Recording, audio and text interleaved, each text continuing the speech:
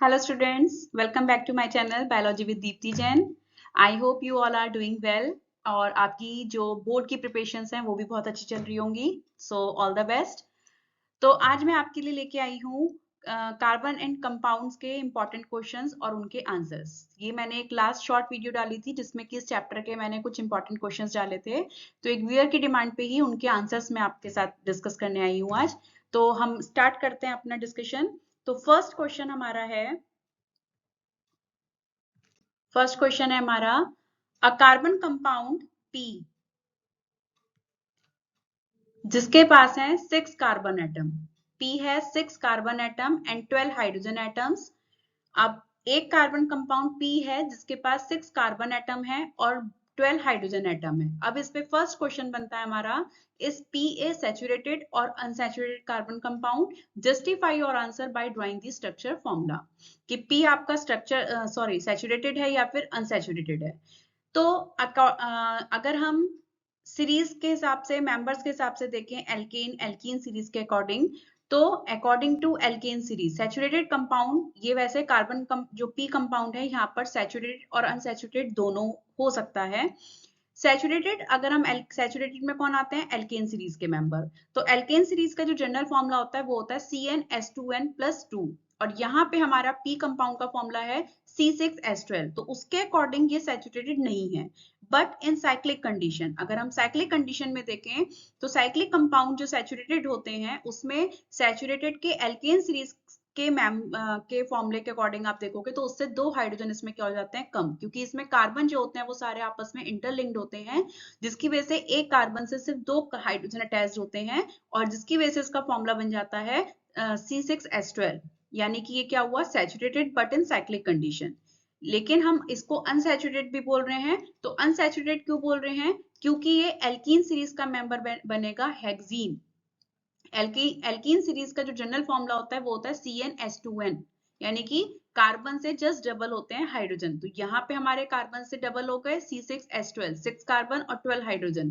तो यहाँ पे इस 2 कार्बन के बीच में क्या आ गया? डबल बॉन्ड, जिसकी वजह से यहाँ पे 2 हाइड्रोजन क्या हो गए? कम. और फॉर्मूला हो गया हमारा C6H12. तो इसके दोनों हमारे सैचुरेटेड हुआ साइक्लिक कंडीशन में, बट अनसैचुरेटेड हुआ हमारा एल्कीन सीरीज में. सेकेंड पार्ट हम लेते हैं इस क्वेश्चन का. Describe a test that can be used to determine if compound P is saturated or unsaturated. आप कौन से टेस्ट से आप डिटरमाइन करोगे कि P सैचुरेटेड है या अनसैचुरेटेड? तो जब आप P कंपाउंड को एयर की प्रेजेंस में बर्न करोगे तो बर्न करने पर अगर सूटी फ्लेम आती है, सूटी फ्लेम कौन सी होती है? यानी कि येलो फ्लेम, स्मोक वाली, जो स्मोक प्रोड्यूस करती है, तो यानी कि वो कंपाउंड कैसा होगा? अनसैचुरेटेड. और अगर ब्लू फ्लेम देता है विदाउट स्मोक तो वो होती है हमारी नॉन सूटी फ्लेम, तो कंपाउंड होगा हमारा सैचुरेटेड. इसका मतलब हुआ कि अनसैचुरेटेड कंपाउंड हमारे जो होते हैं वो सूटी फ्लेम प्रोड्यूस करते हैं और सैचुरेटेड कंपाउंड हमारे जो होते हैं वो नॉन सूटी फ्लेम प्रोड्यूस करते हैं. तो सूटी फ्लेम आती है तो अनसैचुरेटेड और नॉन सूटी आती है तो सैचुरेटेड. थर्ड पार्ट इस क्वेश्चन का, name the product that are formed on burning compound P in an excess of air. Air के प्रेजेंस में कोई भी कार्बन कंपाउंड अगर बर्न होता है तो उसमें जो प्रोडक्ट फॉर्म्ड होता है वो हमेशा होता है कार्बन डाइऑक्साइड एंड वाटर. तो पी भी हमारा क्या है यहाँ पर? Carbon compound. तो इसलिए इस क्वेश्चन का आंसर क्या हुआ? Carbon dioxide and water. Clear? तो आगे बढ़ते हैं हम नेक्स्ट क्वेश्चन की तरफ. नेक्स्ट क्वेश्चन है हमारा, दृष्टि heated ethanol with a compound A in presence of a few drops of concentrated sulfuric acid and observed a sweet smelling compound B is formed, and when B is treated with sodium hydroxide it gives back ethanol and a compound C. तो यहाँ पे first part है इस question का, identify A and C. तो question आपका क्या है कि दृष्टि ने एथेनॉल और कंपाउंड A को आपस में रिएक्ट कराया, किसके प्रेजेंस में? Concentrated sulphuric acid. और क्या कंपाउंड बन रहा है? स्वीट स्मेल का कंपाउंड फॉर्म हो रहा है बी.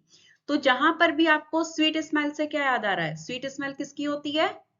किसकी होती है स्वीट स्मेल? एस्टर की. तो एस्टर जो होता है हमारा वो हमेशा स्वीट स्मेल प्रोड्यूस करता है और किसके कॉम्बिनेशन से बनता है हमारा?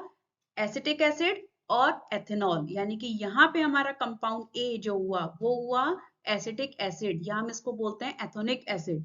तो इन दोनों की रिएक्शन हम कराते हैं तो इन दोनों की रिएक्शन से क्या फॉर्म्ड होता है यहाँ पर? बी कंपाउंड है ना, और बी कंपाउंड हमारा हुआ एस्टर. ठीक है, तो ये रिएक्शन हमारी होती है एस्टरिफिकेशन, और यहाँ पे सल्फ्यूरिक एसिड के प्रेजेंस में वर्क हो रही, मतलब रिएक्शन फॉर्म्ड हो रही है ये। फिर इसका बी पार्ट है, give one use each of compound A and B, A और बी के यूजेस। तो ए हमारा क्या है, एसिटिक एसिड यानी कि एथोनिक एसिड, जिसका की यूज हो गया dilute solution used as a vinegar in cooking और प्रिजर्वेटिव्स इन पिकल्स। तो जो एथोनिक एसिड होता है, एथोनिक एसिड का डाइल्यूट सॉल्यूशन वो क्या कहलाता है, विनेगर।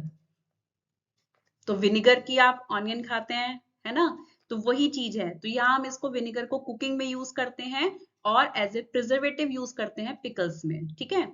और यूज ऑफ बी, बी क्या है हमारा यहाँ पर, कंपाउंड एस्टर। तो एस्टर का जो यूज होता है वो कहाँ होता है, making perfumes and flavouring agents में। इसी तरह से इसका थर्ड क्वेश्चन का पार्ट है, third question, right the chemical reactions involve and name the reactions. तो हमारे यहाँ पे दो रिएक्शंस फॉर्म हो रही हैं। फर्स्ट कंपाउंड ए और एथेनॉल की, जो है हमारी एस्टरिफिकेशन रिएक्शन, जिसमें कि क्या कंपाउंड बना, एस्टर। थर्ड मतलब सेकेंड रिएक्शन हमारी यहाँ पे है, और इस क्वेश्चन का जो सेकेंड पार्ट बन रहा है वो है when B is treated with sodium hydroxide. अगर आप बी कंपाउंड को सोडियम हाइड्रोक्साइड के साथ रिएक्ट करोगे तो दोबारा से एथेनॉल प्रोड्यूस होगा और साथ में कंपाउंड सी बनेगा। तो ये आपकी रिएक्शन है सपोनिफिकेशन रिएक्शन, यानी सोप फॉर्मेशन की, और इसको हम दूसरा नाम भी देते हैं हाइड्रोलिसिस ऑफ एस्टर, क्योंकि एस्टर का इसमें हाइड्रोलिसिस होता है, वो ब्रेक डाउन हो रहा है। तो एस्टर जो है सोडियम हाइड्रोक्साइड के साथ रिएक्ट करके, यहाँ पे आपका देखिए इसमें जो ये एस्टर का फॉर्मूला है, इसमें से C2H5 हट जाएगा और इसकी जगह क्या आ जाएगा, सोडियम।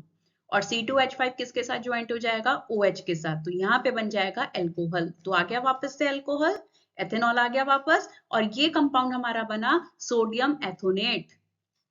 ठीक है, ये कंपाउंड सी का नाम क्या हो गया, सोडियम एथोनेट, या हम इसको बोलते हैं sodium salts of ethanoic acid या फिर सोडियम एथॉक्साइड। ये हमारा कंपाउंड सी बना। तो इस क्वेश्चन का आंसर आपको क्लियर हो गया होगा। कोई डाउट है अगर तो आप कमेंट बॉक्स में मेंशन कर सकते हैं। ओके, नेक्स्ट क्वेश्चन की तरफ आते हैं। नेक्स्ट क्वेश्चन है हमारा, what is the role of concentrated sulfuric acid when it is heated with ethanol at 443 Kelvin? Give the reaction involved. First part का आंसर देखते हैं पहले। यहाँ क्वेश्चन पूछा गया है कंसंट्रेटेड सल्फ्यूरिक एसिड का रोल क्या है, और अगर हम इसको एथेनॉल को हीट करते हैं इसके प्रेजेंस में 443 केल्विन पे, तो क्या होगा और रिएक्शन क्या होगी उसकी। तो sulphuric acid as a dehydrating agent होता है।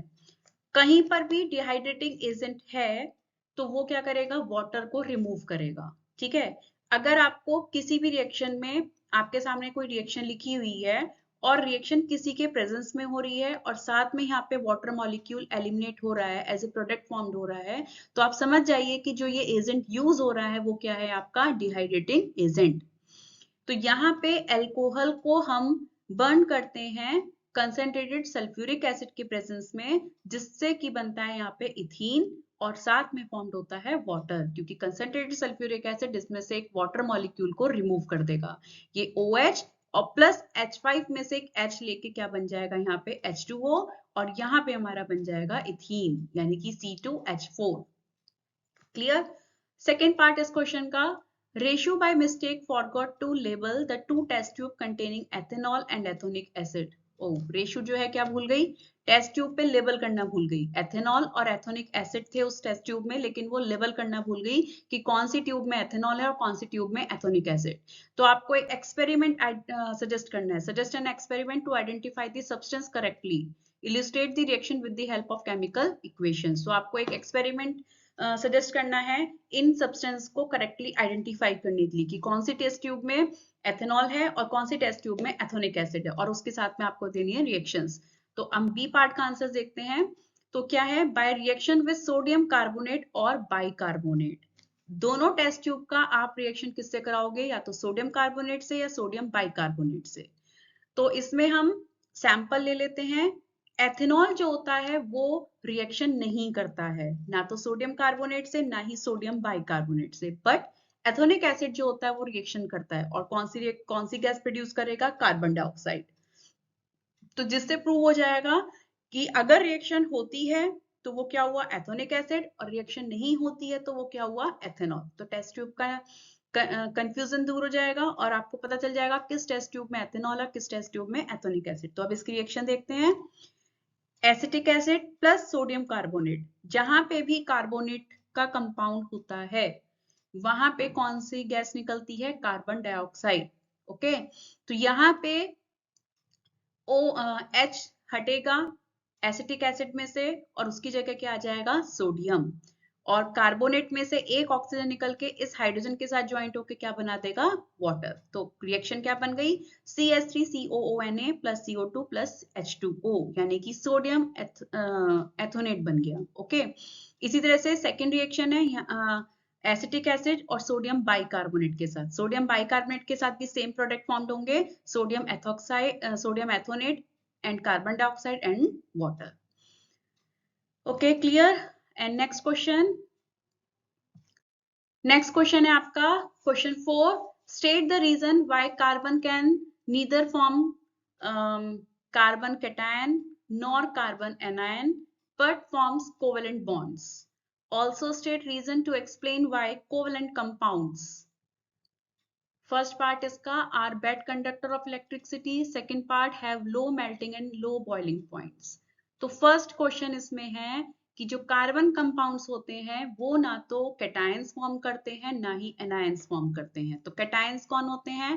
प्लस चार्ज वाले, जिसपे पॉजिटिव चार्ज होता है, यानी कि जो इलेक्ट्रॉन्स देता है। और एनायन कौन होते हैं? जो इलेक्ट्रॉन्स रिसीव करता है, नेगेटिव चार्ज वाले। तो कार्बन जो होता है उस पे कार्बन का एटॉमिक नंबर कितना होता है? 6। इलेक्ट्रॉनिक कॉन्फ़िगरेशन 2 4, यानी कि लास्ट शेल में उसके पास इलेक्ट्रॉन है सिर्फ ओनली 4। तो वो अगर 4 इलेक्ट्रॉन देता है, यानी पॉजिटिव चार्ज बनाने के लिए उसको क्या करना पड़ेगा? डोनेट करना पड़ेगा। तो 4 इलेक्ट्रॉन डोनेट करने के लिए उसको एनर्जी बहुत ज्यादा रिक्वायर्ड चाहिए, बहुत लार्ज अमाउंट में एनर्जी चाहिए उसको, जो कि पॉसिबल नहीं है। सेकेंड, एनायन बनाने के लिए उसको क्या चाहिए? 4 इलेक्ट्रॉन लेने पड़ेंगे, और उसके 4 इलेक्ट्रॉन लेने का मतलब है 6 उसके पास ऑलरेडी है, तो 6 + 4 कितने हो गए? 10, जो कि पॉसिबल नहीं है।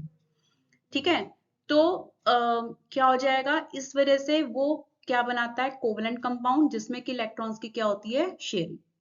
क्लियर? अब इसका नेक्स्ट पार्ट लेते हैं कि जो कोवेलेंट कंपाउंड्स होते हैं वो बैड कंडक्टर क्यों होते हैं इलेक्ट्रिसिटी के। तो कार्बन कंपाउंड इलेक्ट्रिसिटी को कंडक्ट करने के लिए कंपाउंड के पास फ्री इलेक्ट्रॉन होना चाहिए, जो कि कार्बन कंपाउंड के पास फ्री इलेक्ट्रॉन नहीं होता है। तो फ्री इलेक्ट्रॉन नहीं होने की वजह से वो क्या होते हैं? Bad conductor. इलेक्ट्रिसिटी को मतलब उसके बैड कंडक्टर हो गए। सेकेंड पार्ट है इसमें have low melting and low boiling point. Low melting और लो बॉइलिंग पॉइंट क्यों होता है? क्योंकि कार्बन कंपाउंड में इंटरमॉलिक्यूलर फोर्सेस जो होता है, अट्रैक्शन ऑफ फोर्स जो होता है, वो बहुत वीक होता है। तो जिसकी वजह से वो इजीली मेल्ट हो जाते हैं, इजीली बॉयल हो जाते हैं। तो जिसकी वजह से इनका क्या होगा? लो मेल्टिंग और low boiling point. Okay, next question 5। 3 ml of ethanol is taken in a test tube and warmed gently in water bath.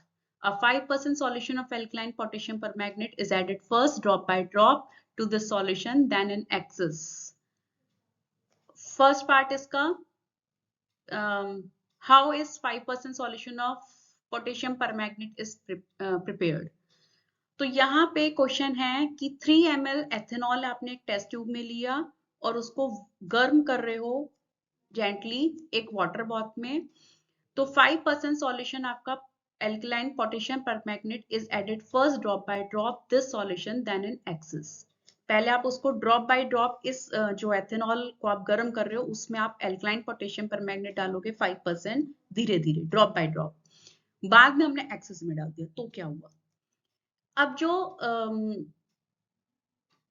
जो पोटेशियम परमैंगनेट है इसका फर्स्ट पार्ट है हमारा हाउ इज 5% सॉल्यूशन। ये 5% सॉल्यूशन कैसे बना? तो 5% जो सॉल्यूशन बना है वो कैसे बना है? 5% सॉल्यूशन का मतलब है कि आपका 100 ml वाटर है और 5 ग्राम क्या है? Potassium permanganate. तो जब हम 100 ml वाटर में 5 ग्राम पोटेशियम परमैंगनेट को डिसॉल्व करोगे तो आपका सॉल्यूशन बना आपका 5% सॉल्यूशन। तो ये हुआ आपका 5% solution of potassium permanganate. Second part है state the role of alkaline potassium permanganate in this reaction, what happens to adding in it in excess. जो ऊपर ये वाली चीज हमने पढ़ी है, तो इसमें वो बोल रहा है कि इसमें पोटेशियम परमैंगनेट का काम क्या है।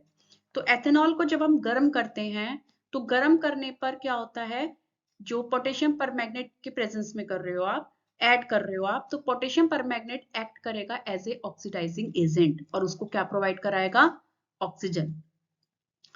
तो ऑक्सीजन प्रोवाइड कराने पर वो बना देता है एसिटिक एसिड, ठीक है।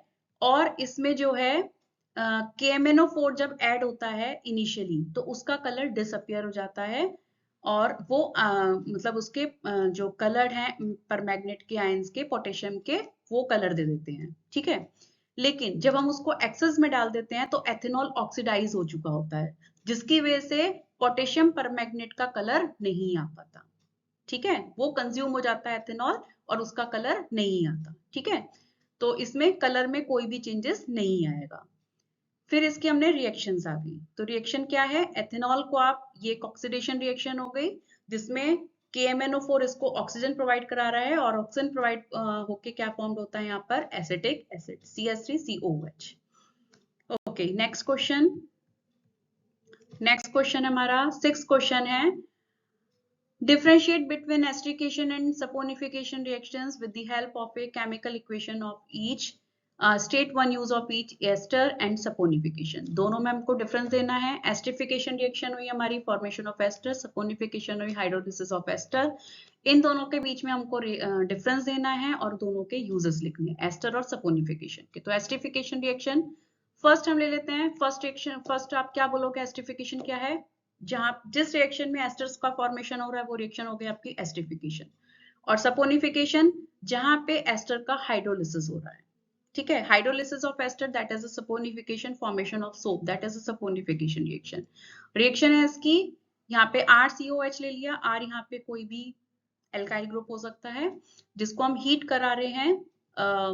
यहाँ पे भी R कोई भी एलिमेंट ले सकते हैं हम, मेटल, जैसे सोडियम हाइड्रोक्स, सॉरी कोई भी अल्काइल ग्रुप ले सकते हैं, है ना, एथेनॉल, मेथेनॉल, कुछ भी। तो उसके जब इनकी रिएक्शन होगी तो यहाँ पे बनेगा आपका एस्टर और वाटर। उसी तरह से ये रिएक्शन ली हमने, एस्टर का सोडियम हाइड्रोक्साइड के साथ रिएक्ट कराते हैं जिसमें हमारा बनता है सोडियम सॉल्ट ऑफ जो भी अल्काइल ग्रुप होगा, है ना। तो जनरली आपकी बुक्स में सोडियम एथोनेट के बारे में है, तो सोडियम एथोनेट आप वो वाली रिएक्शन भी लिख सकते हैं। R की जगह आप सीधा CH3 यहाँ पे आप ले सकते हो, CH3COOH और एथेनॉल वो भी ले सकते हो, और इस तरह से यहाँ पे भी आप कोई एस्टर ले सकते हो।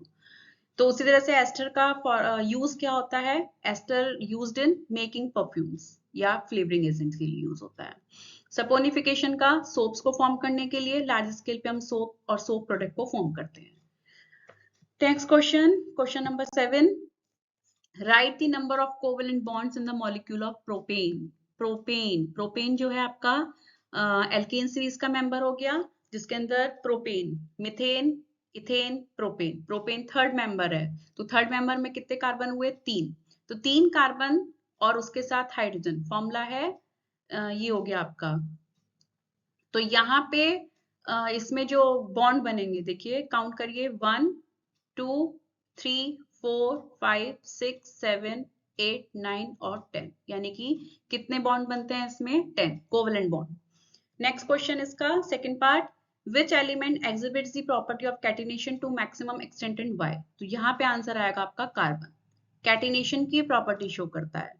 तो कैटिनेशन प्रॉपर्टी एक सेल्फ लिंकिंग प्रॉपर्टी होती है जिसमें कार्बन सेल्फ लिंक करते हैं। जैसे देखिए आप, ये दिख रहा है आपको इस फॉर्मूले, स्ट्रक्चर फॉर्मूले में कार्बन कार्बन खुद आपस में लिंक है, ठीक है। तो क्यों कर सकता है, क्योंकि कार्बन कोवेलेंट बॉन्ड बनाता है, उसका कॉन्फिगरेशन 2-4 होता है, वो टेट्रावेलेंट कंपाउंड है जिसकी की टेंडेंसी होती है इलेक्ट्रॉन्स को शेयर करने की। कोवेलेंट बॉन्ड बनाता है स्ट्रांगली, जिसकी वजह से ये कैटिनेशन की प्रॉपर्टी शो करता है। Okay, next question, question number 8। Question है, what is difference between soap and detergent. Most important question, 5 marks के लिए।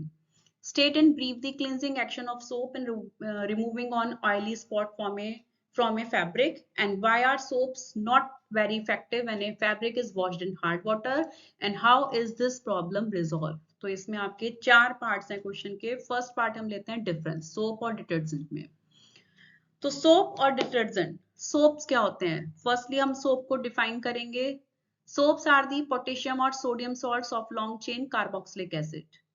सोडियम और पोटेशियम के सॉल्ट्स होते हैं, कार्बोक्सिलिक एसिड की जो लॉन्ग चेन हो गई वो हो गए हमारे सोप्स। डिटर्जेंट्स होते हैं हमारे, डिटर्जेंट्स आर अमोनियम और sulphonate salts of long chain carboxylic acid. ये अमोनियम और सल्फोनेट के सॉल्ट हैं और सोप किसके हैं? सोडियम और पोटेशियम के। Second difference, sodium can't form lather with hard water. Hard water के साथ झाग नहीं देते, प्रॉपर वर्क नहीं करते हैं, क्लींजिंग एक्शन अच्छा नहीं होता है हार्ड वाटर के साथ, सॉफ्ट वाटर के साथ वर्क करते हैं। लेकिन डिटर्जेंट आपके हार्ड वाटर और सॉफ्ट वाटर दोनों के साथ लेदर फॉर्म करेंगे।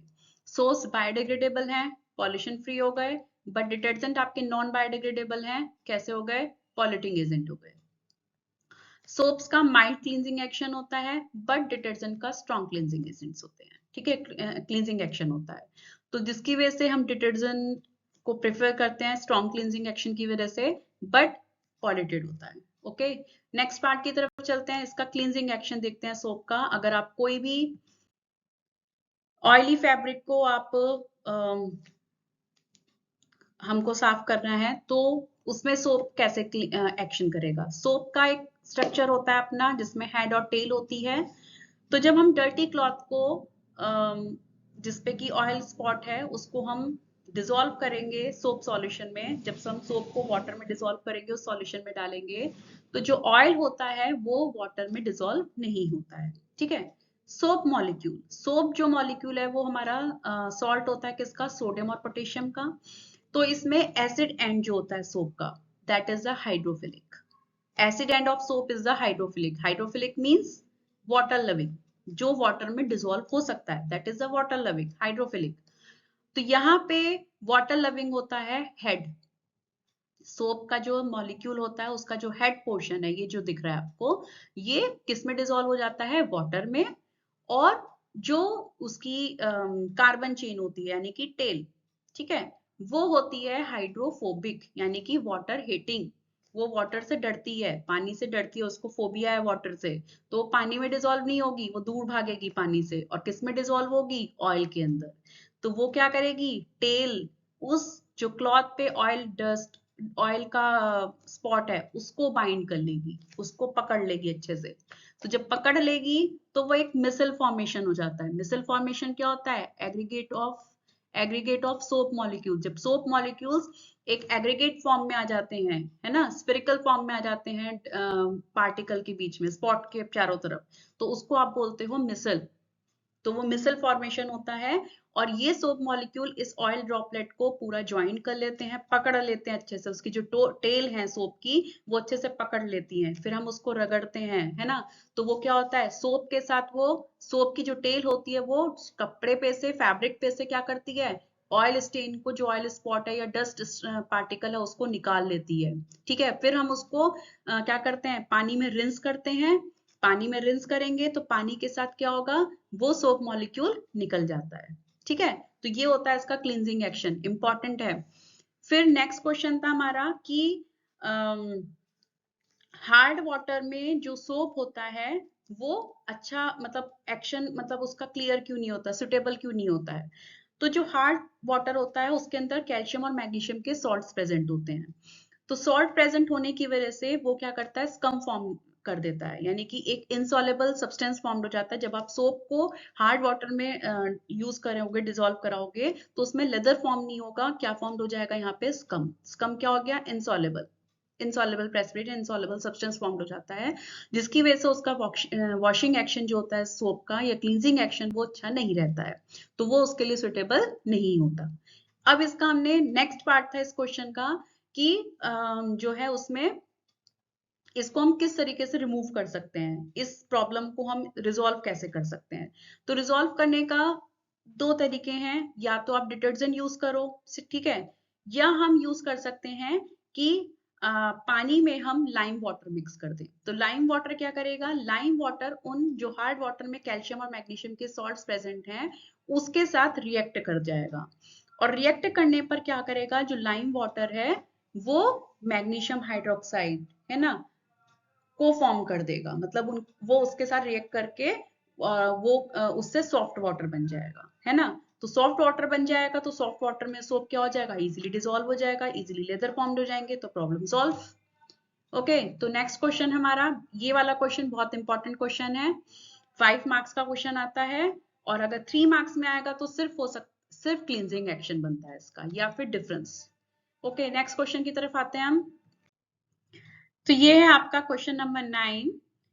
What happens when hydrogen is added to a vegetable oil in the presence of nickel? अब ये वाला पार्ट देखते हैं पहले हम इतना, कि अगर आप वेजिटेबल ऑयल में हाइड्रोजन ऐड करते हो निकल के प्रेजेंस में तो क्या होगा। फर्स्टली, वेजिटेबल ऑयल क्या है आपका, वेजिटेबल ऑयल है आपका अनसैचुरेटेड फैट, जिसमें कि डबल बॉन्ड प्रेजेंट होते हैं, है ना।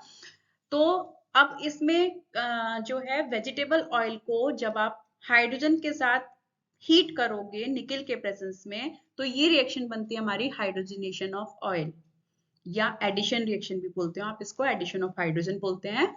तो ये होती है हमारी कि ये होगा अनसैचुरेटेड ऑयल का किस में कन्वर्ट करना आपको, सैचुरेटेड कंपाउंड में। अनसैचुरेटेड ऑयल को सैचुरेटेड घी में कन्वर्ट करना, यानी कि इसकी जो एप्लीकेशन होती है, इंडस्ट्रियल एप्लीकेशन भी पूछी जाती है क्वेश्चंस में, तो उसमें आ जाता है कि इसकी हाइड्रोजनेशन ऑफ ऑयल की इंडस्ट्रियल एप्लीकेशन लिखिए। तो एप्लीकेशन में क्या आ जाएगा कि अनसैचुरेटेड या वेजिटेबल ऑयल का कन्वर्ट करना किस में, वेजिटेबल घी में, किसके थ्रू, हाइड्रोजनेशन ऑफ ऑयल्स। तो इसकी रिएक्शन क्या है, ये आर, यहाँ पे आप कोई भी एल्काइल ग्रुप ले सकते हैं हम, तो ये एक क्या हो गया, unsaturated vegetable oil plus hydrogen in the presence of निकल कैटलिस्ट, और क्या फॉर्म्ड हो रहा है यहाँ पर, वेजिटेबल घी, यानी कि saturated compound. Okay, second part है इसमें क्वेश्चन में, name the reaction and right on difference between the physical property of the vegetable oil and the product obtained in this reaction। तो ये हमने रिएक्शन लिखी, रिएक्शन का नाम है हाइड्रोजनेशन ऑफ ऑयल। डिफरेंस हमारा यहाँ पे क्या हो गया, वेजिटेबल ऑयल जो होते हैं वो आपके अनसैचुरेटेड होते हैं, जो कि रूम टेम्परेचर पे क्या मिलेंगे, लिक्विड, एंड वेजिटेबल घी ये क्या होते हैं, that is saturated compound. Saturated compound क्या होता है, रूम टेम्परेचर पर सॉलिड या फिर सेमी सॉलिड। अब यहाँ पे नेक्स्ट पार्ट है इस क्वेश्चन का, राइट द रोल ऑफ निकल इन दिस रिएक्शन। अब यहाँ पे इस रिएक्शन में इस निकल का क्या काम है, तो निकल जो है ये आपका क्या है, एज ए कैटलिस्ट यूज होता है, ठीक है। तो इसको ये एज ए कैटलिस्ट यूज हो रहा है इस रिएक्शन के अंदर, तो ये इसका क्या हो गया, रोल।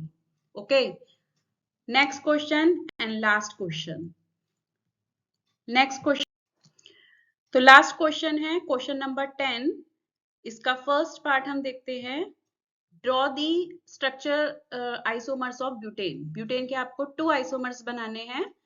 तो ब्यूटेन के जो होते हैं जो है ये, वैसे आइसोमर्स क्या होते हैं, फर्स्टली हम बताते हैं आइसोमर्स क्या होते हैं। आइसोमर्स होते हैं जिनका molecular formula same but structure formula different होता है, तो उनको हम बोलते हैं आइसोमर्स, ठीक है। तो यहाँ पे ब्यूटेन के जो आइसोमर्स होते हैं वो होते हैं 2। किसी भी कंपाउंड के जो आइसोमर्स होंगे उसका जो भी होगा उसमें मैक्सिमम जो है वो 3 कार्बन हो सकते हैं उसकी चेन में, उससे कम नहीं कर सकते हो आप। यहाँ पे इसके सिर्फ 2 ही बन पाएंगे आइसोमर। तो फर्स्ट आइसोमर इसका एक नॉर्मल स्ट्रक्चर बनेगा, नॉर्मल ब्यूटेन का स्ट्रक्चर फॉर्मूला हो गया इसका सिंपल। सेकंड इसका आइसोब्यूटेन, जिसमें कि हमने 3 कार्बन लिए हैं चेन में और 1 कार्बन कर दिया हमने ऊपर तो ये ब्रांच्ड फॉर्म बन गई। तो ये हुआ आइसोब्यूटेन और ये हुआ हमारा नॉर्मल ब्यूटेन। तो ये हो गया स्ट्रक्चर फॉर्मूले।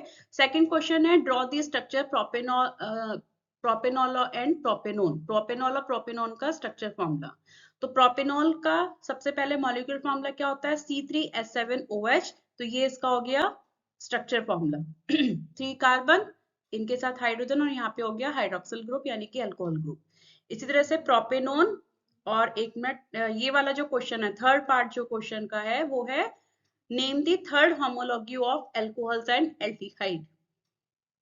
थर्ड एल्कोहल और एल्डिहाइड का हमको थर्ड होमोलॉजी बताना है। तो नेक्स्ट हम इसका आगे आंसर देखते हैं। तो ये तो हो गया हमारा प्रोपेनोन का स्ट्रक्चर। ये है इसका फॉर्मूला, मॉलिक्यूलर फॉर्मूला CH3COCH3, और ये हो गया इसका स्ट्रक्चर फॉर्मूला। कीटोन ग्रुप है, तो कीटोन ग्रुप में हमेशा जो वो ऑक्सीजन होता है वो सेंटर में आता है, 2 कार्बन के बीच में हमेशा कीटोन ग्रुप आता है, CO ग्रुप। और हमने थर्ड होमोलॉजी पूछे थे एल्कोहल और एल्डिहाइड के, तो थर्ड यानी कि 3 कार्बन, तो 3 कार्बन किसके होते हैं, प्रोपेन, तो प्रोपेन से बना प्रोपेनोल। तो प्रोपेनोल हुआ आपका third homology of alcohol series and third homology of aldehyde group. Aldehyde group होता है CHO और उसके लास्ट में लगता है अल, तो बन गया हमारा प्रोपेनल। ओके, तो आई होप आपको ये सारे क्वेश्चन समझ में आए होंगे। कोई भी अगर डाउट है तो आप प्लीज कमेंट सेक्शन में मेंशन कर सकते हो। यूट्यूब पर भी और मेरा इंस्टाग्राम पे अकाउंट है बायोलॉजी विद दीप्ति जैन, वहां पे भी आप कोई भी डाउट है तो आप वहां पे मेंशन कर सकते हो, मैसेज कर सकते हो। तो आप नेक्स्ट वीडियो मैं जल्दी लेके आऊंगी। तो प्लीज अगर आपको मेरी वीडियोस अच्छी लग रही हैं तो प्लीज सब्सक्राइब करिए चैनल, बेल आइकन प्रेस करिए फॉर अपकमिंग न्यू वीडियोस और like comment and share. Okay, all the best, bye bye.